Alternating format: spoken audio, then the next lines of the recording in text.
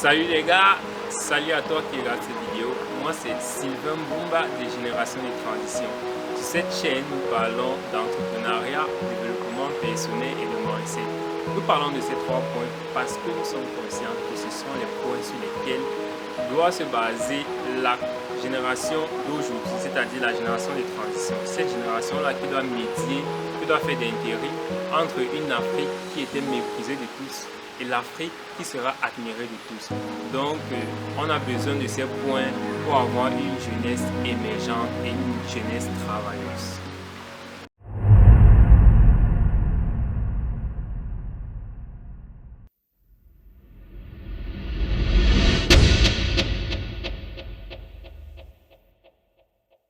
Alors, la première cause pour laquelle on observe des jeunes qui pensent avoir échoué dans la vie, juste parce qu'ils n'ont pas réussi à l'école ou à l'université, est familiale. Et pour moi, c'est la cause la plus cruciale. Parce que si en famille, tu subis une pression, tu ne peux pas avancer dans la vie, tu ne peux pas pouvoir voler de tes propres ailes. Parce que si déjà dans le noyau familial, tu es considéré comme un échec, il sera très difficile pour toi de pouvoir émerger dans la société. Je veux parler ici en vous racontant une histoire que j'ai vécue quand j'étais en lycée. Il s'agit d'un ami que j'ai rencontré après l'obtention de mon baccalauréat et lui faisait le vin skiing. Chez nous, le vin skiing, c'est une activité.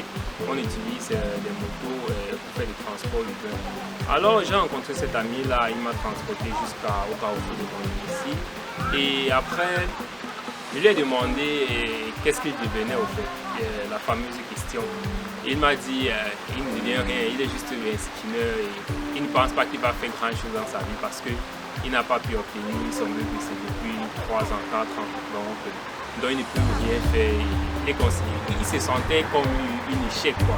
Et moi, je me suis senti très mal de voir ce jeune homme qui, je pense, avec 19 ou 20 ans, mais qui se considérait déjà comme un échec.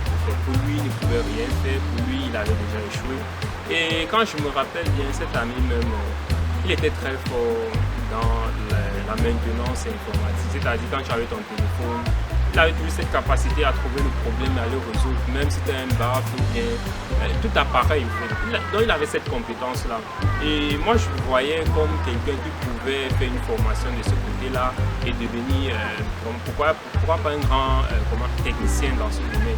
Mais vu la façon dont il voyait la vie, vu la façon dont la société l'a appris à voir la vie, pour lui il avait échoué parce qu'à l'école il n'a pas été brave.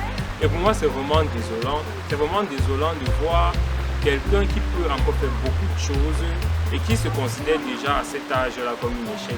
J'ai eu à parler avec lui et je lui ai expliqué, je lui ai dit non, je pense qu'il peut faire telle chose et tout. Et au sortir de là, il m'a dit il va bien réfléchir.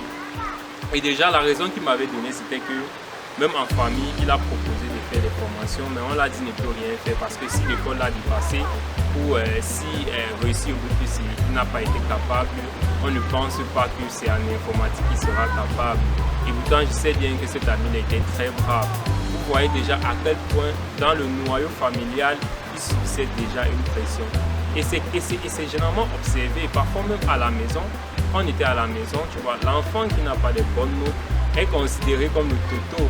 C'est-à-dire quand la maman rentre du marché, elle fait des paquets, quand elle arrive, si c'est toi qui n'as pas une bonne note, quand tu viens vers elle, elle va dire va là-bas à Toto, tu n'as pas se manger, c'est tout ce qui te concerne, c'est tout ce qui, on va dire, tout ce que tu aimes faire, tout ce que tu es capable de faire.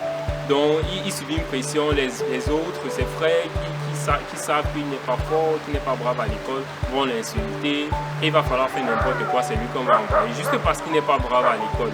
Déjà, il subit déjà cette pression-là et c'est vraiment dommage, très dommage parce que il est bien vrai, les parents doivent essayer de récompenser les efforts scolaires des enfants à travers des petits cadeaux. Mais on ne doit pas en faire, comment je vais dire ça, un problème. C'est-à-dire, on doit faire comprendre à l'enfant que ce n'est pas parce qu'il est en train d'échouer dans un domaine qu'il n'est pas capable de réussir ailleurs.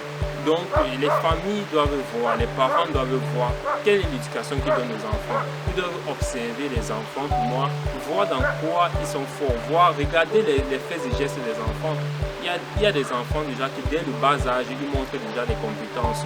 Et à travers cela, orienter l'enfant pour que l'école demain ne soit qu'un lieu où il va apprendre certaines compétences bien précises, mais qui sera déjà bien orienté après dans un domaine aussi précis pour qu'il puisse réussir aussi à son niveau.